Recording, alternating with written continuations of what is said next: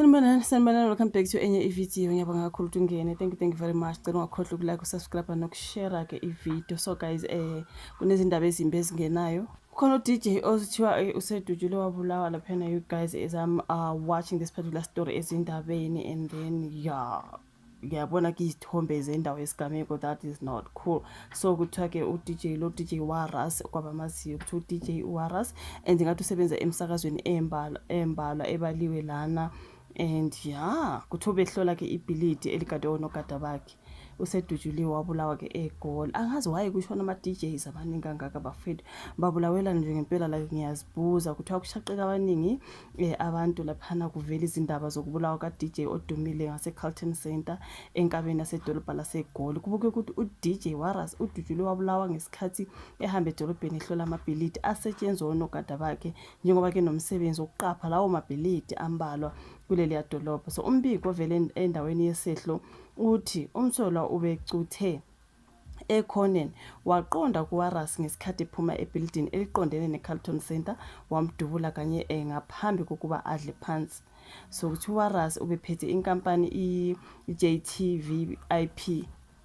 Kuthiwa yini le company i-JTVIP Elite Guarding and VIP Protection Services esebenza ukuqapha ke imicimbi esezingeni eliphezulu kanye ke nokuqapha izakhiwo ezidunwe izigebengu kanye nezenzo zobugebengu enkabeni edolobha eGoli.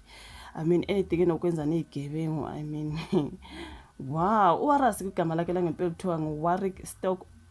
Obena 40 ngokuzalwa lapha eThekwini, kodwa ke wakhulela eGoli.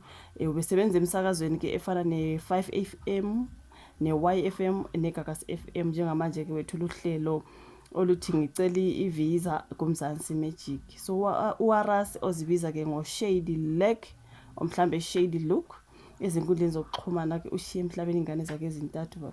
Lona daba ongathi liya trend manje, you guys, kuthiwa ke sebemdubule bambulala uDJ Waras. La angazi indaba yama-DJ, you guys, like ngathi bayaphela, and angazi ukuthi inkinga isekuthini kwenze njani, you guys. So kuthiwa ke udujule wabulawa kulawo mabhilidi ke njengowe trend lana on Twitter. Ngisathi angibheke ama-tweets about this guy. I'm sure mangabeka isithombe sakhe lana, obviously you will know who is DJ Waras, you guys. Nangu Penny the Black Pen uthi loving father, deep South African patriot, a passionate Zulu man, effing awesome brother, hard worker, no nonsense, straight talker. Love you too. Njengoba seshonile ke njengoPenny wow, sending his condolences.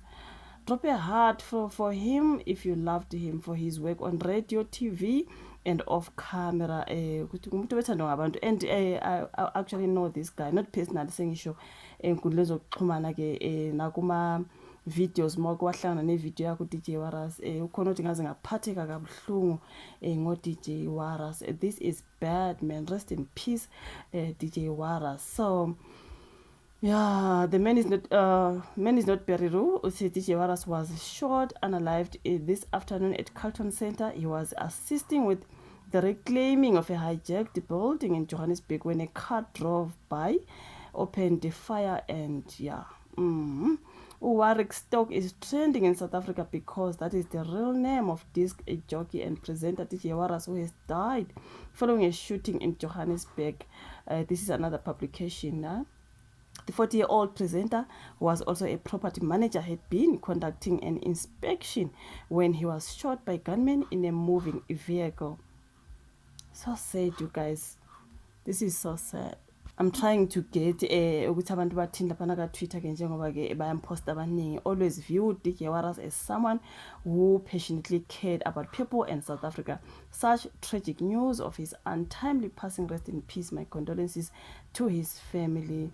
Rest in peace, DJ Waras. You were one of the brave critics we ever had.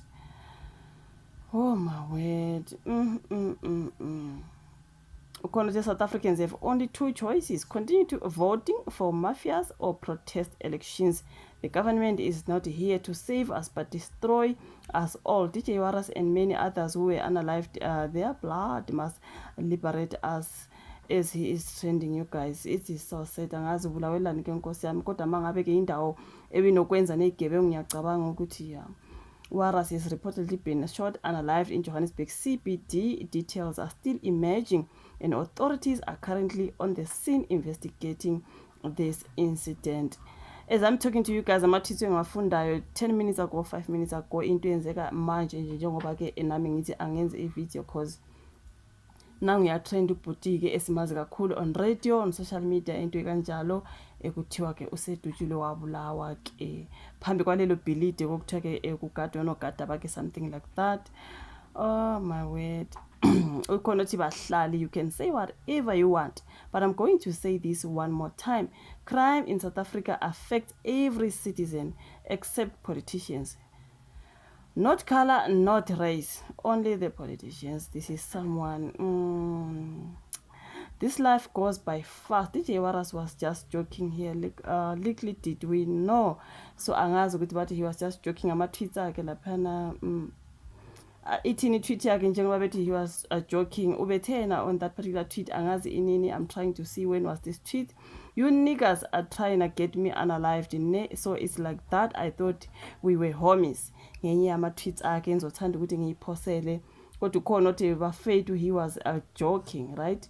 And then okay, kusho ukuthi bebethe bona DJ Waras weighs in on Kate Matlala's unsettling stillness as Glenys Breitenberg fires tough questions in isikhathi laphana ke be interview Kate Matlala his way, and he gives Matlala a one-word label that sent chills through Mzansi details in the okay, this is what they were saying. Then kusho ukuthi what you niggas are trying to get me killed by saying this, but he was joking, right? Ikona itweet, we're gonna miss you, dog. Rest in peace in advance. It's been real, fam. Thanks for everything. Hope you have been entertained. Nguyena ke ngale tweet. So kushuthi bawadonsa lawo ma-tweet akhe before ezoshona. Let me see. I'm hoping to at least enjoy December 4, then around Valentine's angazi. Manje ke uDecember wakhe akasaphushanga, iValentine ayisafikanga. Kusho ukuthi badonsa lawo ma-tweet akade ngathi ayakhuluma, you know what I mean.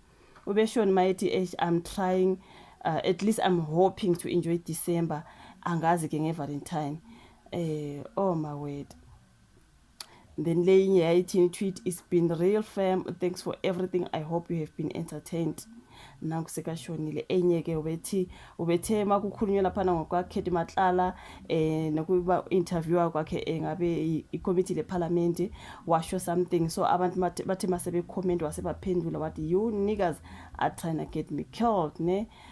So it's like that. I thought we were homies. Okay, ngama-Twitter kade donswa ngabantu ke laphana on Twitter. It is so sad, you guys. Manje kusebulewe uDecember wakhe kade tuzama ukumqeda akasamqedanga.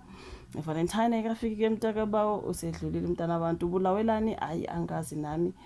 Kuningi you guys. Isona story trend njengamanje useshonile umntana abantu. Rest in peace. Our condolences to his family, his loved ones, his fans and everyone else. Hayi kunzima shem.